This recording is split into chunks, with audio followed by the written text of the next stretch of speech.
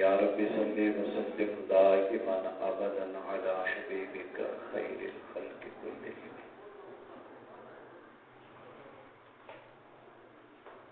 میرے بھائیو، دوستوں اور بزرگوں، عقیدہ ختم نبوت کے مقدس عنوان سے معلوم آج کی اس نشست میں ہم سب کی حاضری یہ قیامت کے دن اپنے محبوب سید الانبیاء جناب محمد رسول اللہ صلی اللہ تعالی علیہ وسلم کی سفارش اور شفاعت تلاش کرنے کا ایک سبب اور ذریعہ ہے۔ میں قلبی طور پر حضرت مولانا جلیل احمد عباسی صاحب دامت برکات ملالیہ کا شکر گزار ہوں۔ علماء کرام تشریف فرما ہیں، برادر حضرت مولانا مفتی شبیر الحق صاحب، حضرت استاد مفتی محمد طارق حسن صاحب دامت برکات ہوں۔ اختصار کے ساتھ چند ایک باتیں اس عنوان کے اور اس مہینے کی مناسبت سے آپ حضرات کے سامنے عرض کرنا چاہتا ہوں۔ اللہ تعالیٰ حق سچ کہنے کی، سننے سمجھنے اور اس پر عمل کرنے کی توفیق نصیب فرمائے۔ جمادی الثانی کے یہ آخری ایام ہیں اور ماہ جمادی الثانی اپنے اندر ویسے تو بہت ساری یادیں اور واقعات رکھتا ہے۔ اس ماہ مبارک کے جملہ واقعات کو دیکھا جائے تو دو واقعات زیادہ اہمیت کے حامل ہیں۔ 22 جمادی الثانی کو خلیفہ بلا فضل حضرت سیدنا ابو بکر صدیق رضی اللہ تعالی عنہ کا وصال پرمنال، اور اسی ماہ مبارک میں آقا علیہ الصلوۃ والسلام کے دنیا سے ظاہری پردہ فرما جانے کے بعد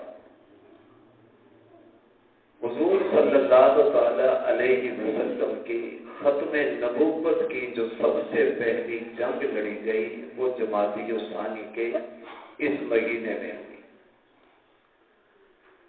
تو یہ ماہ مبارک ان دو واقعات کو اپنے اندر ایک حسین یاد کے طور پر رکھتا ہے۔ حضرت سیدنا ابو بکر صدیق رضی اللہ تعالی عنہ کے اس امت پر بہت سارے احسانات ہیں۔ دو احسانات حضرت ابو بکر صدیق کے اس امت پر ایسے ہیں کہ جن احسانات کرنے میں حضرت ابو بکر صدیق کا کوئی ثانی اور شریک نہیں ہے۔ سب سے پہلا احسان حضرت ابو بکر صدیق کا اس پوری امت پر یہ ہے کہ ابو بکر صدیق محسن کائنات کے محسن ہیں۔ اس بات میں کوئی شک اور شبہ نہیں کہ آمنہ کے لال نبی رحمت وجہ تخلیق کائنات جناب سیدنا محمد رسول اللہ صلی اللہ تعالی علیہ وسلم وہ ساری انسانیت کے محسن ہیں، بلکہ وہ ساری کائنات کے محسن ہیں۔ آقا علیہ الصلوۃ والسلام کے احسانات اس کائنات کے ذرے ذرے پر ہیں۔ اب وہ ذات جو اس کائنات کی اللہ کی ذات کے بعد سب سے بڑی محسن ذات ہے، جب وہ محسن ذات سے ہم یہ سنتے ہیں کہ آقا علیہ الصلوۃ والسلام فرماتے ہیں جتنے لوگوں نے میرے اوپر احسانات کیے میں نے سب کے احسانات کا بدلہ دنیا میں دے دیا۔ ایک میرا یار ابو بکر ایسا ہے، اس کے میرے کندھے پر میرے وجود پر اتنے احسانات ہیں کہ ابو بکر کے احسانات کا بدلہ میں محمد دنیا میں نہیں دے سکتا۔ قیامت کے دن محمد کا رب صدیق کو اس کے احسان کا بدلہ خود آپ دیں گے۔ یہ حضرت ابو بکر صدیق کا اس امت پر سب سے بڑا احسان ہے کہ ابو بکر اس ذات کے محسن ہیں کہ جس ذات کے احسانات کائنات کے ذرے ذرے کے اوپر ہیں. ہماری ذات کے اوپر، ہمارے وجود کے اوپر، ہماری اس دنیا میں آقا علیہ الصلوۃ والسلام کے احسانات سب سے زیادہ ہیں. اور حضرت ابو بکر صدیق وہ ہیں کہ جن کے بارے میں میرے نبی نے فرمایا کہ میرے کندھے پر وہ احسانات جس کا بدلہ میں دنیا میں نہیں دے سکا، اگر وہ احسان کرنے والی کوئی ذات ہے تو وہ پیغمبر کے دوسر حضرت سیدنا ابو بکر صدیق ہیں رضی اللہ تعالی عنہ. یہ حضرت ابو بکر صدیق کا سب سے پہلا احسان ہم سب کے کندھے پر ہے. ایک آدمی کسی کی عزت کرتا ہے، قدر کرتا ہے، اس کے سامنے دوزانو ہو کر بیٹھتا ہے. لوگ سوال کر سکتے ہیں کہ یار یہ تیرا استاد نہیں، تیرا پیر نہیں، کوئی اس نے تیرا کام نہیں کیا. آخر وجہ کیا ہے کہ جس کے سامنے دوزانو ہو کر بیٹھتا ہے؟ وہ کہتے ہیں میں اس کی قدر اس لیے کرتا ہوں کہ میرے ابے کا محسن ہے، میں اس لیے اس کی قدر کرتا ہوں کہ یہ میرے بڑے بھائی کا محسن ہے، میں اس لیے اس کی قدر کرتا ہوں کہ ہمارے بڑوں کے اوپر اس کے احسانات ہیں.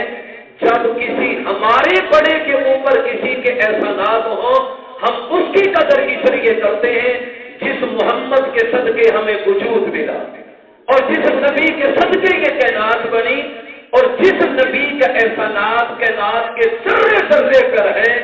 اس ذات کے فرمان کو سامنے رکھیے کہ جس ذات نے اس ابو بکر کو محسن کہا تو اس امت کے سب سے بڑے محسن وہ کائنات کے آقا کی ذات کے بعد حضور کے سسر جناب سیدنا ابو بکر صدیق ہیں.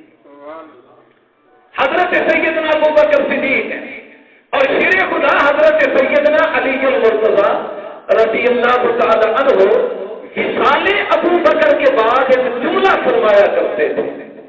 وصال ابو بکر کے بعد ایک جملہ فرمایا کرتے تھے کہ کل قیامت کے دن اللہ کی عدالت میں جب ابو بکر کو میرا نبی اللہ کی عدالت میں پیش کر کے کہیں گے اللہ حساب لینا ہے تو میرے ابو بکر سے لے لے، تو علی فرمایا کرتے تھے ابو بکر وہ ہے جس کے چہرے کو دیکھ کر میرا اللہ بھی مسکرائے.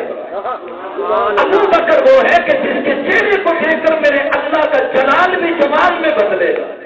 ابو بکر وہ ہے کہ جس کے چہرے کو دیکھ کر میرے اللہ کا غصہ ٹھنڈا ہوگا اور میرا اللہ اپنے نبی سے فرمائے گا میرے محمد تو نے میرے دربار میں اس آدمی کو لا کھڑا کیا ہے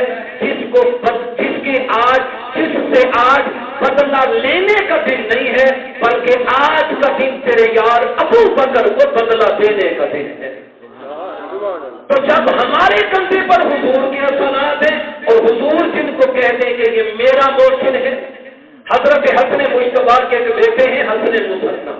حضرت حسن مصنع کے ایک بیٹے ہیں جن کا نام تھا حضرت سید عبداللہ المحض رحمہ اللہ تعالی. یہ حسن مجتبیٰ کے پوتے ہیں، علی المرتضیٰ کے پڑپوتے ہیں، حضرت حسین کے بھی پڑپوتے ہیں، اور حضرت حسن مصنع کے بیٹے ہیں، نام ہے عبداللہ المحض. ان سے کسی آدمی نے سوال کیا کہ تم ابو بکر کے بارے میں کیا کہتے ہو، تمہارا ابو بکر کے بارے میں کیا خیال ہے؟ تو حضرت عبداللہ المحض نے فوراً جملہ کہا ابو بکر میرا محسن ہے، ابو بکر میرا محسن ہے.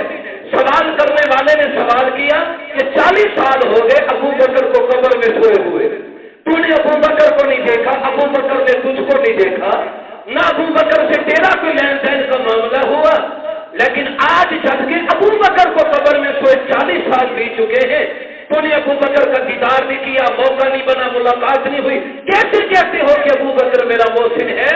تو آل رسول کے چشم و چراغ حضرت حسن مجتبیٰ کی اولاد حسن مجتبیٰ کے پوتے حضرت حسن مصنع کے بیٹے آل رسول سید قریشی ہاشمی نے جواباً کہا تھا میں ابو بکر کو محسن کیوں نہ مانوں، ابو بکر وہ ہے جس نے میرے دادا حسن مجتبیٰ کو اپنے کندھوں پر اٹھا کر سواری کرائی، جس نے میرے دادا کو کندھے پہ اٹھا لیا. جب میرا دادا بچہ تھا، جب اس نے میرے دادا کو کندھے پر اٹھا کر کھلایا تو یہ ابو بکر کا میرے بڑوں کے اوپر احسان ہے، تو میں ابو بکر کو اپنا گوشت کیوں نہ مانوں؟ اسی اصول پہ چلتے ہوئے میرے اور آپ کے کندھے پر، میرے اور آپ کی زندگی کے ہر لمحے پر، اور آج لاکھ گناہوں کے باوجود اس جسم کی سلامتی پر اور اس آنکھ کی سلامتی پر، قوت گویائی پر، قوت سماعت کی موجودگی پر، ان ساری چیزوں کے اوپر اگر احسان ہے تو وہ کائنات کے آقا محمد مصطفیٰ کے ان مبارک الفاظ کا پہلا ہے جو میرے محمد نے مدینے کی سرزمین پر بیٹھ کر اپنی امت کے لیے مانگی تھی، جب میرے نبی کا میرے اور آپ کے ایک ایک لمحے پر احسان ہے۔ ابو بکر وہ ہے کہ جس کا احسان محسن کائنات محمد مصطفیٰ کی ذات پر ہے۔ یہ حضرت ابو بکر کا پہلا احسان ہے۔ حضرت سیدنا ابو بکر کے دوسرا احسان، بات فوت ہو جائے، اولاد چھوٹی ہوتی، پھر کوئی بڑا بھائی سنبھال لیتا ہے، اگر بڑا بھائی بھی نہ سنبھالے چچا سنبھال لے، چچا نہ سنبھالے دادا سنبھال لے، ماموں سنبھال لے، کوئی بھی سنبھالے، وہ اولاد جب جوان ہوتی ہے تو وہ کہتی ہے اس بندے کا ہمارے اوپر بڑا احسان ہے۔ کیوں؟ ہم یتیم تھے، سر سے بات کا سایہ اٹھا تھا، ہم تو ایک ایسی گلی میں داخل ہو چکے تھے جہاں ہمیں کوئی سائبان میسر نہیں تھا، ان یتیمے کے دنوں میں اس آدمی نے ہمارے سر پہ ہاتھ رکھا تھا، ہمیں پالا تھا، ہماری تربیت کی تھی، ہمارے دکھ اور سکھ میں ساتھ چلا تھا۔ آئیے حضرت عبداللہ ابن مسعود سے پوچھتے ہیں، عبداللہ ابن مسعود سے اس امت کی حالت پوچھتے ہیں، اور آج کو ابو بکر کا دوسرا احسان ذہن میں آئے گا۔ حضرت عبداللہ ابن مسعود رضی اللہ تعالی عنہ میرے پیغمبر علیہ السلام کے ذاتی خادم ہیں، حضور کے جوتے مبارک سب سے زیادہ جس صحابی کو اٹھانے کا موقع ملا وہ ابن مسعود ہے، پیغمبر کا مسواک سب سے زیادہ جس کو اٹھانے کا موقع ملا وہ حضرت ابن مسعود ہے، یہ وہ عبداللہ ابن مسعود ہے جن کو میرے پیغمبر نے فرمایا تھا عبداللہ میں محمد کے گھر میں ایسے آیا کر جیسے حسن و حسین آتے ہیں۔ حضرت عبداللہ ابن مسعود فرمایا کرتے تھے کہ پیغمبر کے جانے کے بعد اس امت کی حالت یہ تھی، وہ حالت کیا تھی؟ حالت سنیے گا، بکری ہو ریوڑ سے بچھڑ گئی ہو اور جنگل کے راستے پہ چل پڑی ہو، جنگل میں جا پہنچی ہو، سامنے درندے آ گئے ہوں اور آندھی شروع ہو جائے اور موسلادھار بارش اور تیز طوفان ہو، نہ وہ واپس جا سکے۔ اب ریوڑ سے بچھڑی ہوئی ویرانی میں، جنگل میں، آندھی میں، طوفان میں سامنے بھیڑیے تھے۔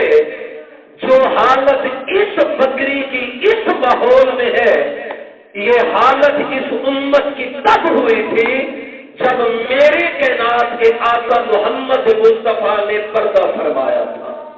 یہ امت کی حالت ہو گئی، آقا دنیا سے چلے گئے، حضرت عمر جیسا دلیر اور جرار اور بہادر آدمی تلوار لے کر کہہ رہا تھا، تم میں سے جس نے کہا کہ محمد علیہ السلام کی وفات ہو گئی میں اس کی گردن اڑا کے رکھ دوں گا۔ سیدہ فاطمہ کہتی تھی جو دکھ میرے ابا کی جدائی سے ہمارے اوپر پڑا یہ سورج پہ پڑتا تو بے نور ہو جاتا۔ سیدہ عائشہ صدیقہ رضی اللہ تعالی عنہا فرمایا کرتی تھی میں نے زندگی کے بڑے دکھ کے لمحات دیکھے، لیکن جتنا دکھ کا لمحہ میرے شوہر کے ناز کے سرور کے ناز کے آقا کے پردے فرمانے سے امت کو پہنچا تھا، اس دکھ کا مقابلہ کوئی اور دکھ کر نہیں سکتا۔ ایسے مشکل حالات میں اس امت کو اگر کسی فرد نے سنبھالا ہے تو وہ کائنات کے آقا محمد مصطفیٰ کے سسر حضرت سیدنا ابو بکر صدیق کے، حضرت ابو بکر صدیق نے امت کو سنبھالا اور سنبھال کے اس راستے پہ چلایا کہ آج 1450 سال بعد اگر اس امت کے پاس قرآن محفوظ موجود ہے تو احسان ہے ابو بکر صدیق کا۔ اس امت کے پاس وہی راستہ موجود ہے جس راستے پر میرے آقا اس امت کو چھوڑ کے پردہ فرما چکے تھے، تو یہ احسان ہے حضرت سیدنا ابو بکر صدیق کا۔ حضرت ابو بکر صدیق کے مسند خلافت سنبھالنے کے بعد جو آزمائشیں حضرت ابو بکر صدیق اور امت پہ آئی ہے، ان آزمائشوں میں سب سے بڑی آزمائش وہ عقیدہ ختم نبوت کا انکار تھا۔ 150 سال عمر تھی اس مسلمہ کذاب دجال کی، 150 سال عمر تھی اس کی جب یہ قتل ہوا حضرت واشی کے ہاتھوں سے، 150 سال عمر ہے، اور اس نے نبوت کا دعویٰ آقا علیہ السلام کی حیات طیبہ کے آخری ایام میں کیا۔ جب آقا دنیا سے پردہ فرما گئے تو حضرت ابو بکر صدیق اور امت کے لیے سب سے بڑا امتحان مسلمہ کذاب اور ختم نبوت کے منکرین کو سنبھالنا تھا، ان کا مقابلہ کرنا تھا۔ یہ آج کل کا جو علاقہ مراکش ہے، یہ پورا کا پورا مراکش یہ مسلمہ کذاب کے تسلط میں تھا۔ تقریباً 40,000 لوگ ایسے تھے جنہوں نے مسلمہ کذاب کی نبوت کا اقرار کیا، 40,000۔ اور صرف یہ نہیں تھا کہ انہوں نے حضرت نبی علیہ السلام کی ختم نبوت کا انکار کر کے مسلمہ کذاب کو نبی مانا۔ آقا دنیا سے گئے، انہوں نے سوچا حضور بھی دنیا سے چلے گئے۔ حضرت ابو بکر صدیق دوسری مہمات میں اور دوسری جگہوں پر مصروف ہے، ہم کیوں نہ اپنے چھوٹے نبی کی نبوت کی تبلیغ شروع کریں۔ مراکش میں ظلم و تشدد شروع ہوا اور یمامہ کے پورے علاقوں میں کسی مسلمان کو یہ جرأت نہیں تھی۔ ایک صحابی کو کہا گیا چھوڑ دے پیغمبر کی ختم نبوت کا نعرہ، اس نے کہا نہیں چھوڑوں گا۔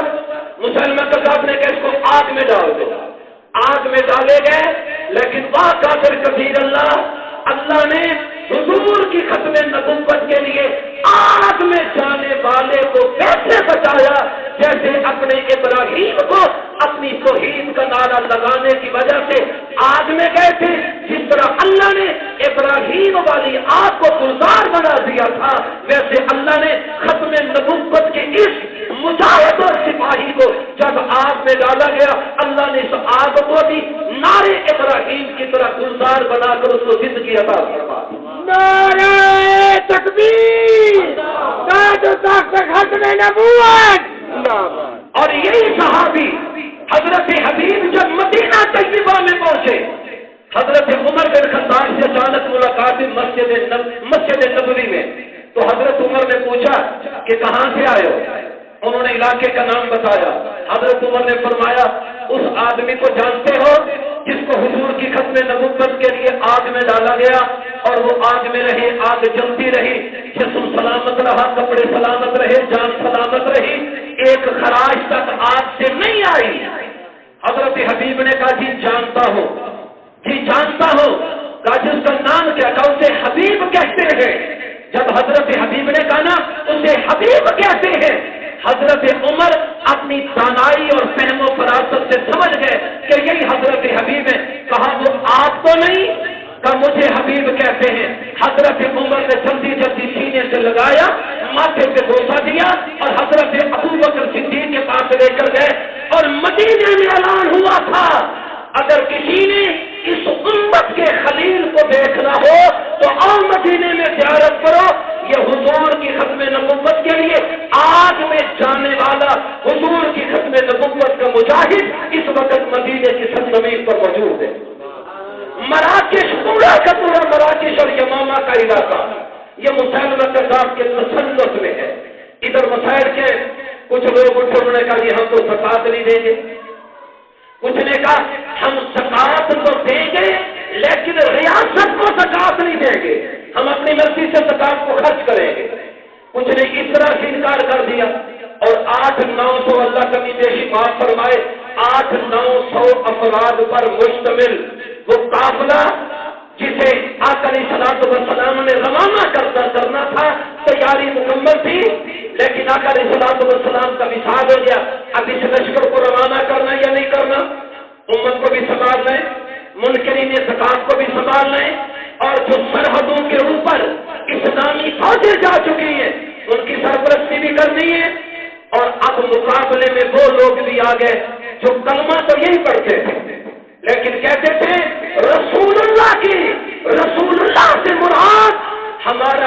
مسلمہ کذاب ہے، رسول اللہ سے مراد کائنات کے آقا محمد عربی نہیں ہے، وہ دنیا سے چلے گئے، اب رسول اللہ مسلمہ کذاب ہے۔ جب اس طرح کا فتنہ آیا، حضرت ابو بکر صدیق نے حضرت عمر سے، کفار صحابہ سے مسجد نبوی میں مشورہ کیا۔ اس سے پہلے ایک بات سمجھیے گا، 313 بدری صحابہ ہیں، 313 بدری صحابہ۔ جب آقا علیہ السلام کے دور میں یہ تھا کہ جب کوئی جنگ ہوتی تو بدری صحابہ کو زیادہ سے زیادہ جنگ میں بھیجنے سے احتیاط کی جاتی، کیونکہ بدری صحابہ وہ وجود تھے جن کے لیے رحمت اور مغفرت کا پیمانہ اور پروانہ میرے اللہ نے اپنے کلام قرآن مجید میں بیان فرمایا تھا۔ تو کہتے تھے صحابہ کا وجود، بدری صحابہ کا وجود یہ امت میں زیادہ دیر تک سلامت رہے، لہٰذا ان کو جنگ میں نہ بھیجا جائے۔ جب ختم نبوت کی باری آئی، حضرت ابو بکر صدیق نے اس پابندی کو ختم فرما دیا، فرمایا اب بدری صحابہ بھی جائیں، اور اعلان ہوا جتنے مرد جوان مدینے میں موجود ہیں سارے چلو اور آقا کی ختم نبوت کے لیے تلوار اٹھا کر منکرین ختم نبوت سے جہاد کرو، چلو چل کر منکرین ختم نبوت سے لڑو۔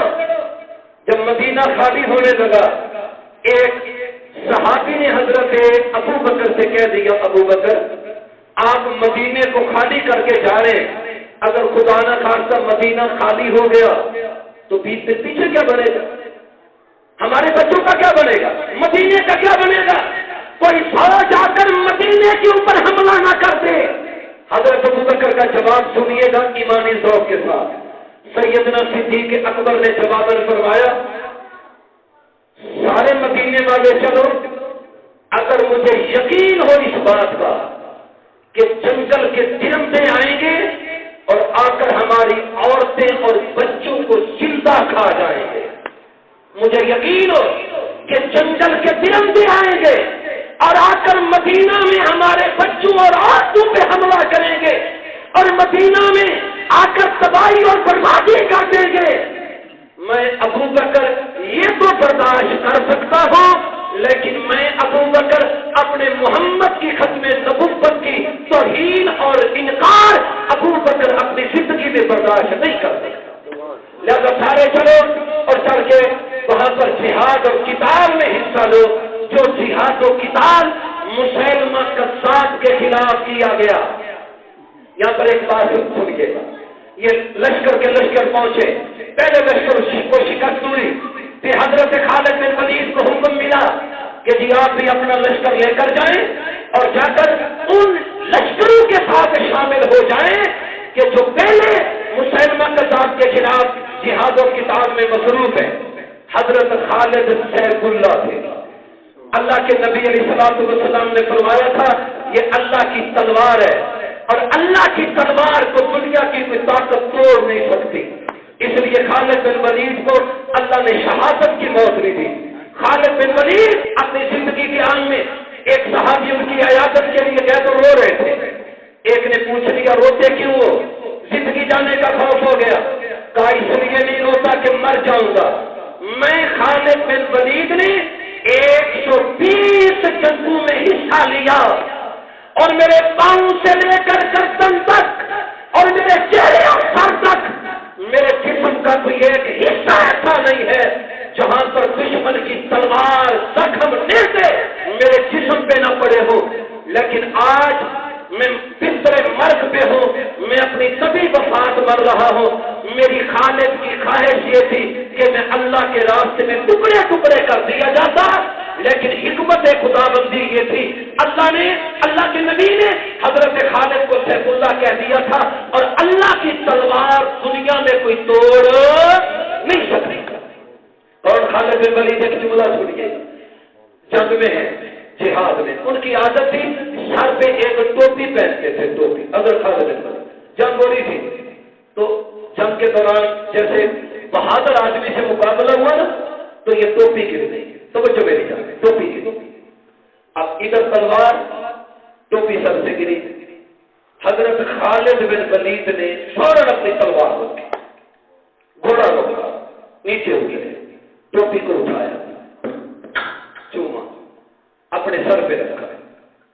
بھی جنگجو تھا، بہادر تھا، کہنے لگا خالد مسلمان تو کہتے ہیں ہمارا سپہ سالار ہے، جنگجو ہے، بڑا دلیر ہے، میں تو تجھے عقل مند نہیں سمجھتا. اس نے کیا ہوا؟ میری تلوار تیری گردن کے اوپر تھی، یہ تو میں بہادر تھا، تیرے ساتھ لڑنا چاہتا تھا، ورنہ مجھے موقع تھا جب تو ٹوپی اٹھا رہا تو میں تیری گردن اڑا کے رکھ دیتا. تو نے اپنی جان کو خطرے میں ڈال کر ٹوپی کو مقدم کیا. یہ تو کسی عقل مند کی نشانی نہیں ہے. وہاں تو بڑی بڑی قیمتی چیزیں چھوڑ دی جاتی ہیں، تو نے ایک ٹوپی کو زمین پر اٹھایا اور اپنی جان کو خطرے میں ڈالا. اس ٹوپی کی حیثیت کیا ہے؟ توجہ. حضرت خالد بن ولید نے یوں ٹوپی کو لیا اور اندر سے ایک بال نکالا. کا اوقات ٹوپی کی نہیں ہے، اس بال کو اٹھانا چاہ رہا تھا. کہ یہ بال کس کا ہے؟ کہ تو نہیں جانتا یہ میرے محبوب محمد عربی کے صدف مبارک کا ایک بال ہے، یہ میرے پیغمبر کے سر مبارک کا ایک بال ہے، اور میں نے اس بال کو اپنی ٹوپی میں سی لیا تھا. جب یہ ٹوپی زمین پہ گری مجھے خیال آیا کہ کہیں دشمن کے گھوڑے کا پاؤں یا کسی جانور کا پاؤں اس ٹوپی میں نہ پڑ جائے اور میرے محمد کے سر مبارک کی پلیر کی مبارک صورت کی بےعدبی نہ ہو جائے. خالد اپنی جان تو دے سکتا ہے لیکن اپنے میٹھے محمد کے بال کی بےعدبی خالد برداشت نہیں کر سکتا. یہ حضرت سیدنا محمد مصطفیٰ زندہ باد، ختم نبوت زندہ باد، تکبیر. یہ حضرت سیدنا خالد بن ولید جب یہ اپنا لشکر اور فوج لے کر مسلمہ کذاب کے مقابلے میں پہنچے، مسلمہ سمجھ گیا ان کو آ گیا اور نہیں بچ سکتا. وہ ایک بڑا باغ تھا، اندر باغ تھا، باہر بڑی مضبوط دیوار تھی، اپنے ماننے والوں کو لے کر اندر ہو گیا. اب اتنی بڑی دیوار ہے، موٹی دیوار ہے، کلاس نہیں کر سکتا. ایک صحابی کہنے لگے خالد اوکے سو کے مینو اندر چھٹو، اوکے سو کے مجھے اٹھا کر مجھے تفن کا ڈال دو، مجھے یوں کرو دیوار پہ چڑھاؤ، میں چھلانگ لگاؤں گا، میری جان جاتی ہے چاہے میں ایک دفعہ دروازہ ضرور کھول دوں گا.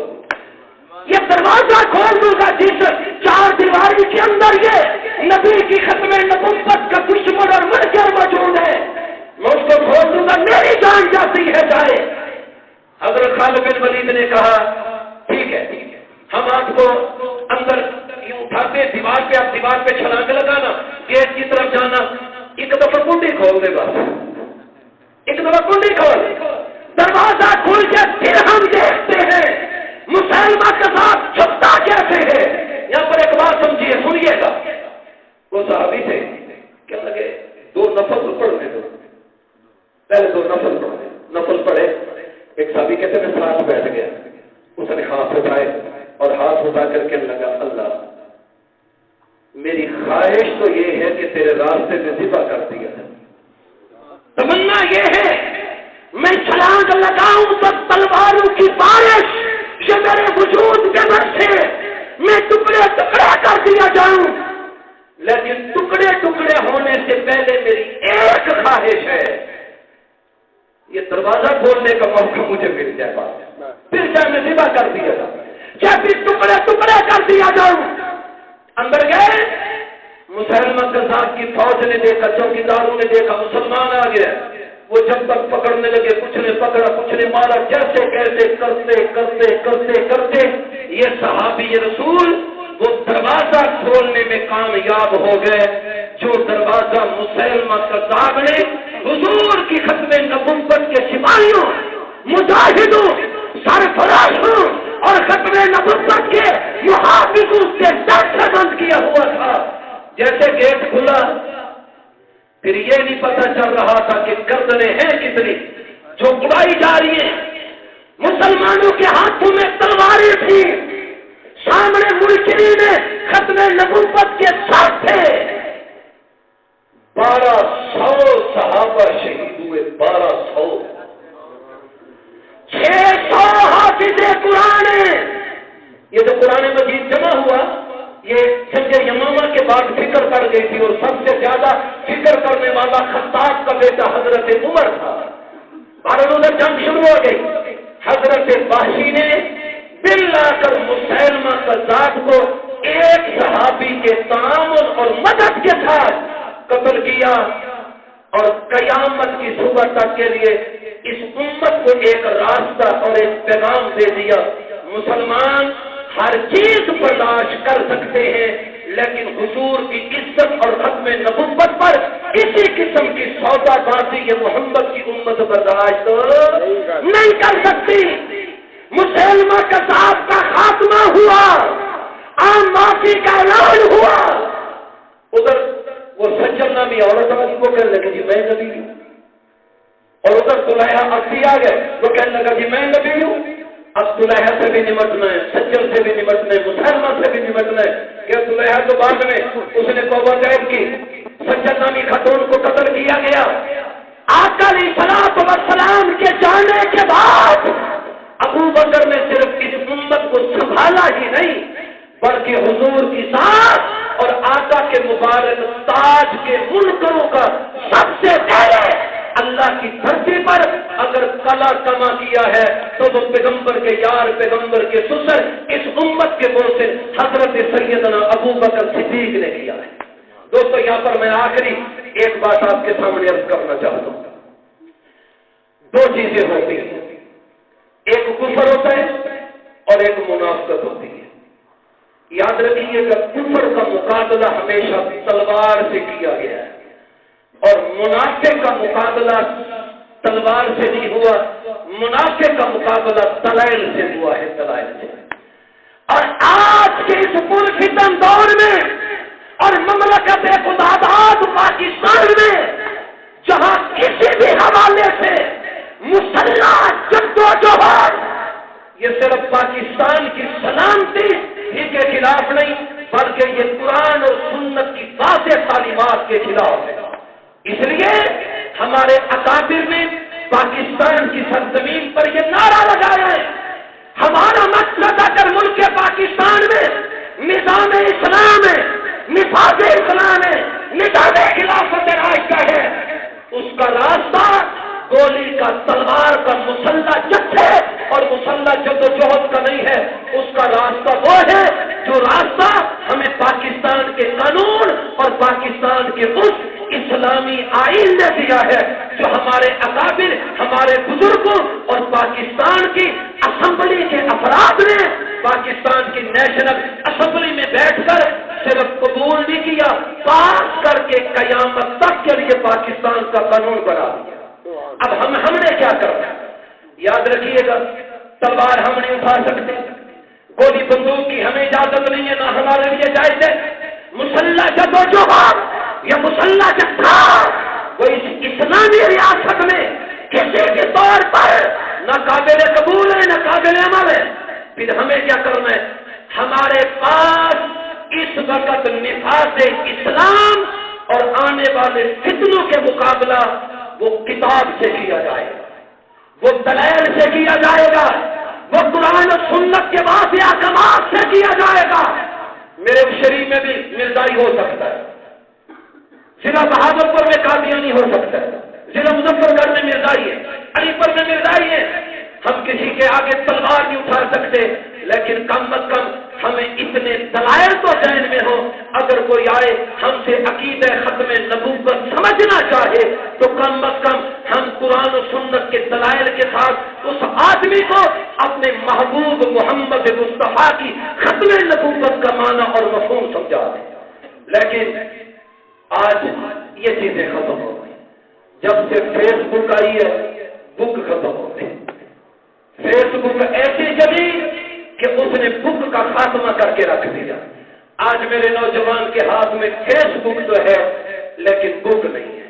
ہماری پہچان، ہماری جاگیر، ہماری وراثت جو ہمیں اپنے اکابر علماء سے ملی ہے وہ دلائل ہے، دلائل ہے، دلائل ہے۔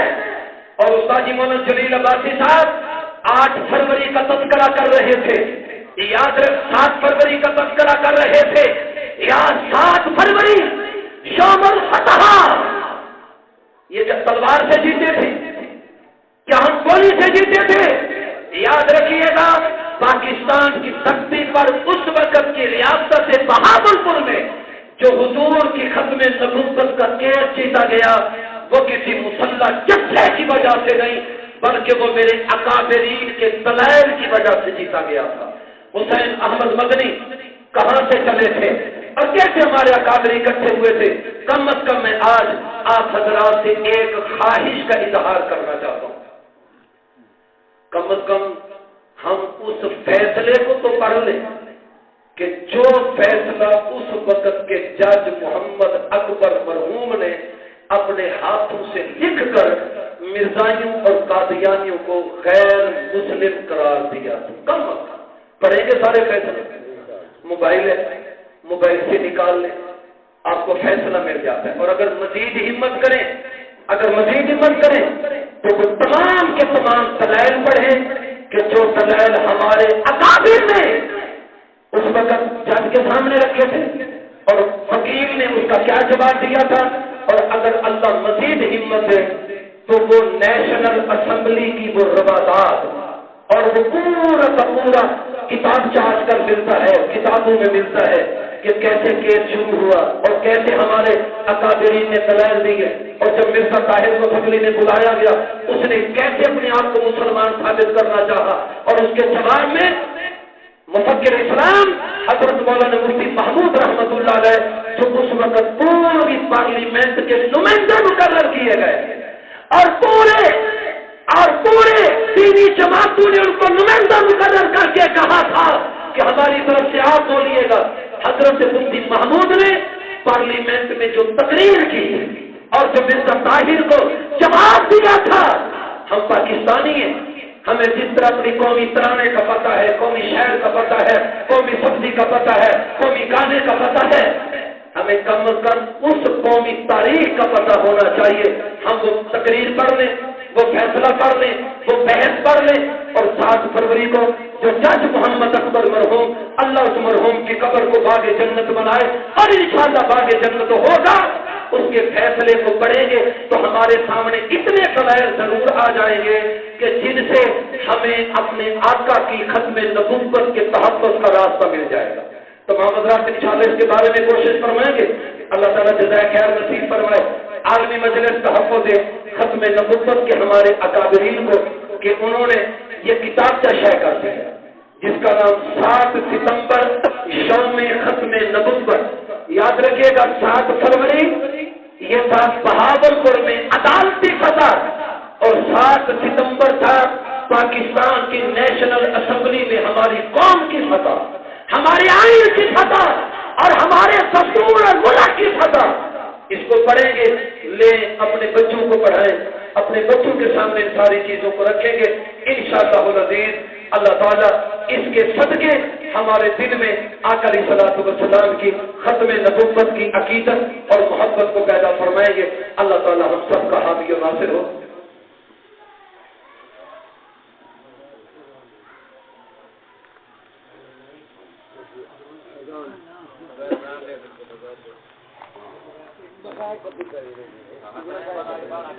ایک منٹ توجہ کیجیے گا، یہ میں نے ایک واقعہ بیان کیا نا کہ وہ ایک مجاہد کو آگ میں ڈالا گیا تھا، ان کا نام تھا حضرت ابو مسلم خولانی، اور جو سب سے پہلے شہید ہوئے تھے وہ حضرت حبیب تھے، حضرت حبیب بن زید وہ پہلے شہید ہیں، اور حضرت ابو مسلم خولانی شہید، حضرت ابو مسلم خولانی رضی اللہ تعالی عنہ کو آگ میں ڈالا گیا تھا۔ ابھی 2 شعر نظم کے سن لیں، ہاں جی 2 شعر ساتھی نظم کے پڑھ لیں گا، اس کے بعد تمام حضرات تشریف لیں، اذان ہوگی، اذان کے بعد نماز ہوگی، اور پھر اس کے بعد اجازت ہوگی، اور پھر نماز کے بعد استاد جی حضرت مولانا عبداللہ صاحب دعا کروائیں گے۔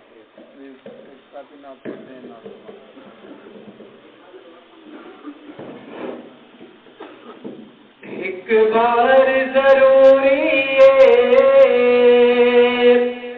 لکھ بار ضروری ہے، ایک بار ضروری ہے، لکھ بار ضروری ہے، ختم نبوت دا پرچا ضروری ہے ختم نبوت دا پرچار ضروری ہے کر دے اگر کوئی دعویٰ نبوت دا کر دے اگر کوئی دعویٰ نبوت دا صدیق جھیاں تو صدیق جھیاں تو کردار ضروری ہے ایک بار ضروری ہے لکھ بار ضروری ہے ختم نبوت